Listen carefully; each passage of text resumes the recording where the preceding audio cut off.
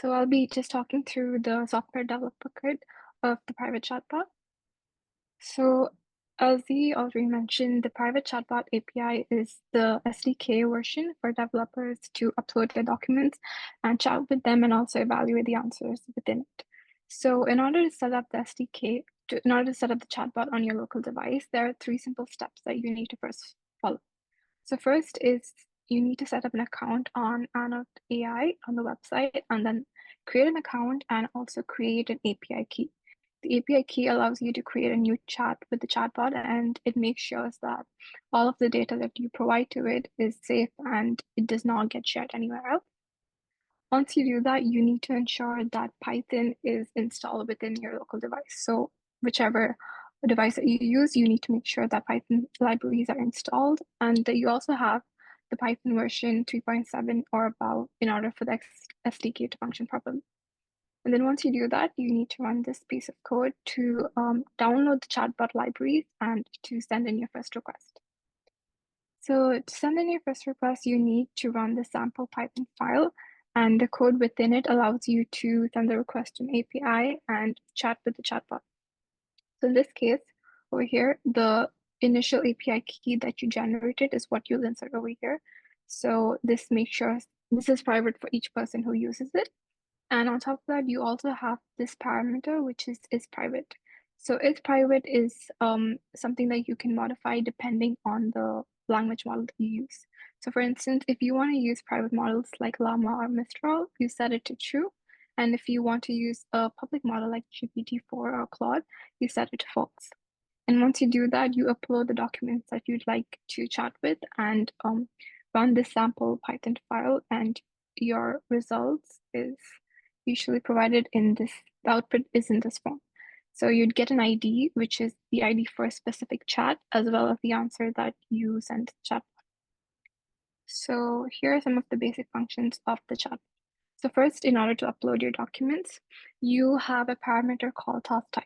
So task type is of two types. You can have documents or you can have Edgar. And this is based on what kind of action the chatbot performs on these documents. So if it's text analysis, then you do documents. But if it's a financial document, then you put it as Edgar. Then the model type is the type of model that you want to use. So that could be GPT-4, that could be Claude, etc. Then ticker is an optional parameter that you only insert if the task type is Edgar. So ticker is dependent on the company that you're using it for. So Apple has a specific ticker type. So you need to find that beforehand before you run this code. And then file path is just a list of all the file paths of the document that you want the chatbot to analyze. So these are the parameters that you upload in Anode's upload function. Then when you want to chat with your chatbot, you again have three things that you need to consider. First is the chat ID, which is returned by the upload function. Then the text or the question that you want the chatbot to answer. And last is the optional parameter, which is fine-tune model key. This is only required if you have a fine-tuned model that you want to use instead of a public model like GPT. And last, the only function that you have, one of the main functions that the SDK provides is the evaluate function. This is not available in other versions. And the evaluate function allows you to evaluate the accuracy of the response. And this is returned in the form of two metrics, that's answer relevancy and faithfulness. So here are some examples of the Chatbot SDK. For instance, this is when you want to ask questions relating to Apple's 10K documents. So over here, you set task type as Edgar, the model type, which is up to you. You can change it from GPT to Claude, and the ticker, which is AAPL for Apple. And this is the question that you can modify the question as you like, and this is the final output. Then you're not restricted to any given language. You can also chat with a chatbot in a multitude of other languages. So in this case, an alternative language is Japanese. You're not restricted to only English. You can also chat with a chatbot when it comes to websites. Over here, instead of file paths, we've given URLs of a specific website that you want the chatbot to analyze, and you can directly get answers for.